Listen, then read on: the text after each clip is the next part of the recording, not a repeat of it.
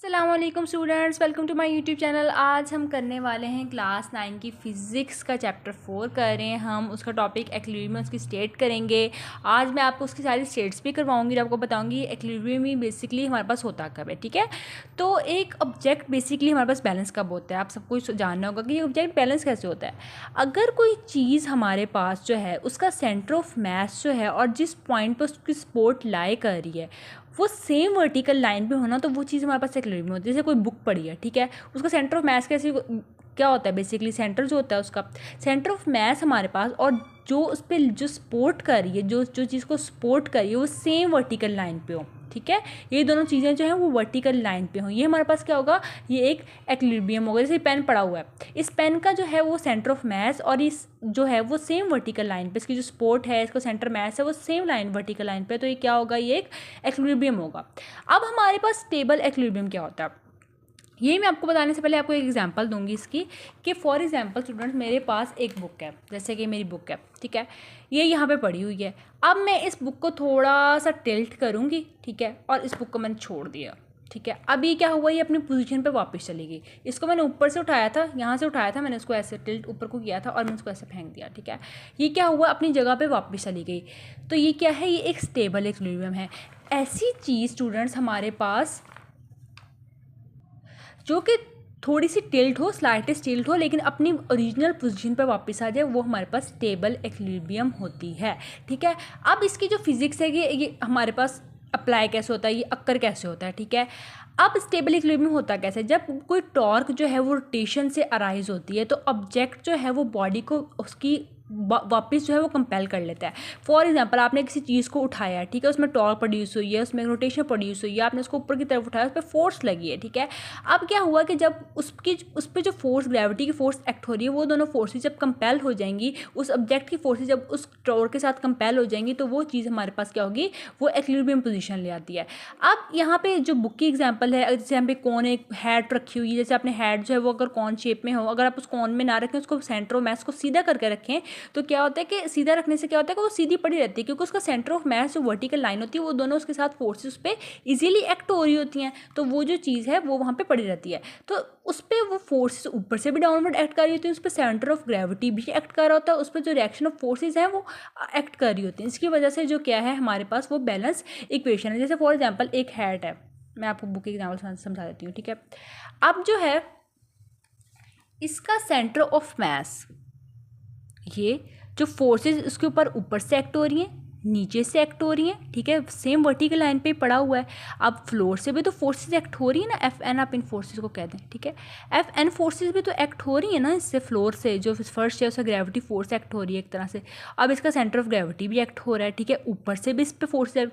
अब ये दोनों फोर्सेज जब इक्वल हो जाएंगी और टॉर्क में इसको उठाया भी और उठा के थोड़ा टिल्ट कर भी दिया, अगर उसको थोड़ा सा उठा भी दिया, लेकिन उठा के उस पर इतना फर्क नहीं पड़ेगा क्योंकि दोनों फोर्सेज बिल्कुल इक्वली बैलेंस्ड हैं। ठीक है, तो बेसिकली जब एक चीज़ इक्वली बैलेंस्ड हमारे पास होती है तो वो स्टेबल इक्विलिब्रियम होती है। ठीक है, अगर आप इस कोन को उल्टा रख देंगे, यहाँ तो कोन सीधी पड़ी थी, ठीक है, ये पेंसिल, चलो पेंसिल के एग्जांपल देते हैं, आपको ज़्यादा इजीली समझ आएगा। ये तो था स्टेबल इक्विलिब्रियम में आपके पास हो गया। ये पेंसिल मैंने रखी थी यहाँ पे ऐसे, ये पेंसिल इक्विलिब्रियम में थी, स्टेबल इक्विलिब्रियम में थी। अब अगर मैं इस पेंसिल को ऐसे रखूँ, ऐसे ऐसे, ये गिर रही है, ये बार बार स्टेबल क्यों नहीं हो रही है, ये है अनस्टेबल इक्विलिब्रियम। स्टेबल इक्विलिब्रियम में हम चीज़ को अगर थोड़ा सा उठा भी लें तो वो वापस अपनी ओरिजिनल पोजीशन में आ जाती है। अनस्टेबल इक्विलिब्रियम में ये होता है कि चीज़ को आपने रखा है, अपने पॉइंट पे रखा है, उसको टिल्ट थोड़ा सा किया, उसको आप सेट भी करने की कोशिश करते हैं, वो सेट नहीं होती। जैसे आप ये कौन है, कौन हैट होती है, आप उसको रखते हो, थोड़ी देर सेट होती है, उसके बाद वो गिर जाती है। ठीक है, ऐसा क्यों होता है कि जो उस कौन हेड का जो वेट होता है ना, उस पर फोर्सेस लग रही होती हैं। ठीक है, अब एक वर्टिकल लाइन पे उस पर आपने कौन हेड रखी है, अब इस पर भी फोर्सेस लग रही हैं, इस पर भी फोर्सेस लग रही हैं। अब यहाँ पे सेंटर ऑफ मास जो है वो बहुत कम है, यहाँ पे सेंटर ऑफ मास हमारे पास बहुत ज़्यादा था, स्टेबल था, इसको यहाँ से भी फोर्स मिल रही थी, इसको यहाँ से भी सपोर्ट मिली थी। यहाँ पे इसका सेंटर ऑफ मास बहुत कम है, ठीक है, इसको कोई सपोर्ट नहीं मिल रही, बेचारा अकेला है यहाँ पे। तो क्या होगा कि जब ये यहाँ पे अकेला होगा तो उस पर ग्रेविटी और वेट जो है वो नीचे से फोर्सेज जो एफ एन फोर्सेज है वो एक्ट करेंगी, ये इसका वेट एक्ट हो रहा है इस पर। ठीक है, और इस पर ग्रेविटी भी तो एक्ट हो रही है, ग्रेविटी भी तो उसको अपनी तरफ खींच रही है ना। तो क्या होता है कि ये थोड़ा सा हम इसको टिल्ट करते हैं, इसको ऐसे करते हैं, ये थोड़ी देर ऐसे रहता है, उसके बाद ये नीचे को गिरना शुरू हो जाता है, या इस तरफ को जैसे भी आप कह लें, ये गिरना शुरू होता है। गिरना क्यों शुरू हो जाता है? क्योंकि वो फोर्सेस उस पर एक्ट कर रही होती है, सेंटर ऑफ ग्रेविटी लोअर हो जाता है, इसका टिल्टिंग जो है वो ज़्यादा हो जाती है और ये फर्दर गिर जाता है। और आप इसको, और इसमें एक एंटी क्लॉकवाइज जो है वो टॉर्क प्रोड्यूस होती है वेट की वजह से।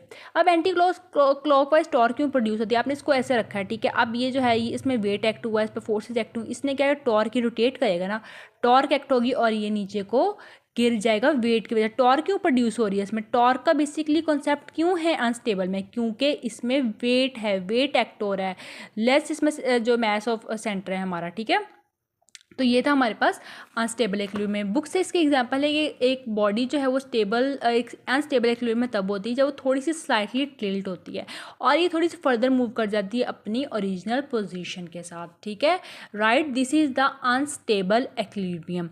हमने स्टेबल कर लिया, अनस्टेबल कर लिया, अब हम न्यूट्रल की तरफ आते हैं।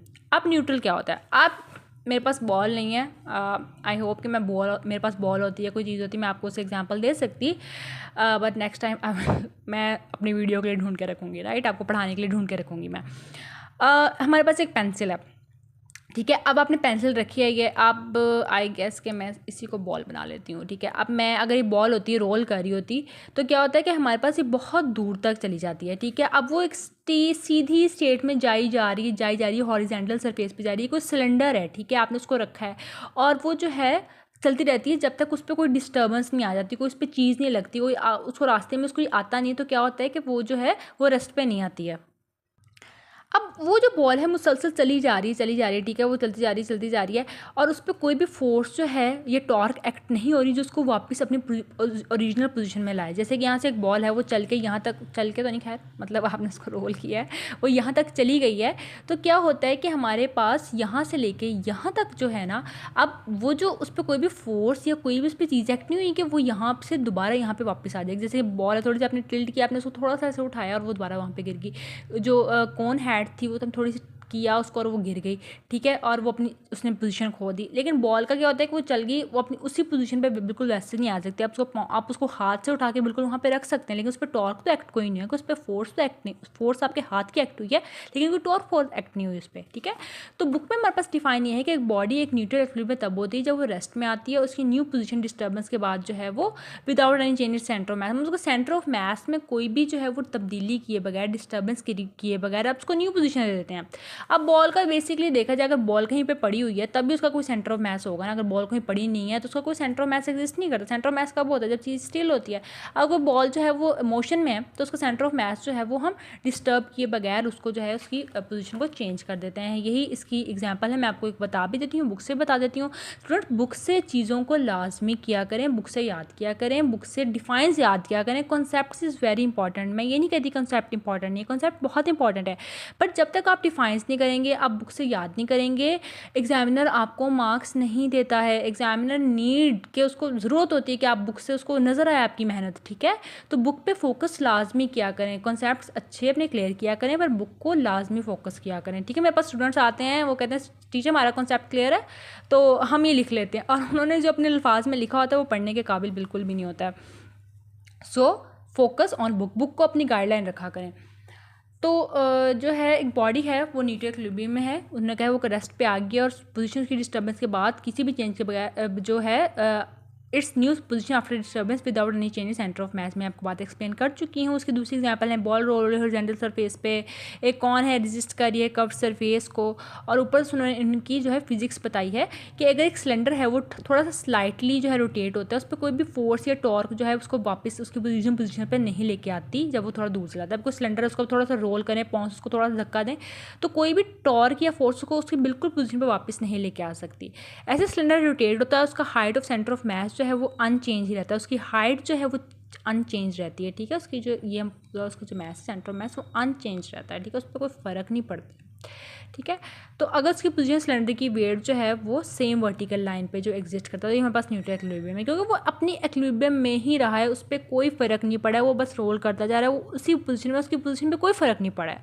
मैंने बुक टिल्ट की, बुक ऊपर गई, अपवर्ड फोर्सेज एक्टिव मैंने कौन किया, कौन पे टॉर्क एक्ट हुई, ऐसे सब फोर्सेज, लेकिन सिलेंडर जो है वो मुसलसल मूव कर रहा है और उस पर कोई खास फोर्सेज एक्ट नहीं हो रही है। अगर उस पर एक्ट हो भी रही हैं तो वो उसके मोशन को ख़ास जो है वो डैमेज नहीं कर रहा है। अगर आप आपका कोई भी क्वेश्चन हो हमसे कमेंट सेक्शन में पूछ सकते हैं, हमसे व्हाट्सएप पर रब्ता कर सकते हैं, हमसे व्हाट्सएप पर टेक्स्ट किया करें ताकि जो है मैं आपको उसी टाइम या जब भी मैं देखूँ मैं आपको रिप्लाई कर दूँ।